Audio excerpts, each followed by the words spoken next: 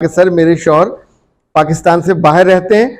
जब पाकिस्तान में आते हैं तो उनको दो ही शौक हैं, कभी किसी के घर कभी किसी के घर, और बाकी वक्त अपने दोस्तों के साथ। हमारी शादी को दूसरा साल है, औलाद होने का इम्कान भी नहीं है। सवाल पढ़ा तो मैं एक लम्हे को सोच में पड़ गया कि अगर हमने अपने किसी छोटे मोटे बिजनेस के लिए भी कोई बंदा रखना हो जिसको तनख्वाह देनी हो, तो हम देखते हैं कि एबनॉर्मल तो नहीं है।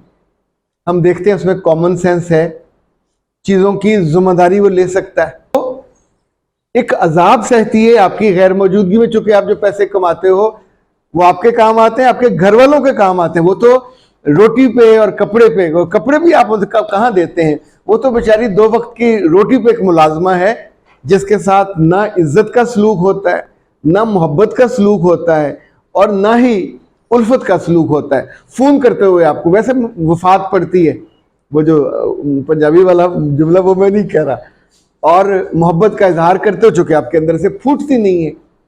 जब आप जिम्मेदारी ले नहीं सकते थे तो किस हकीम ने कहा था कि शादी करो?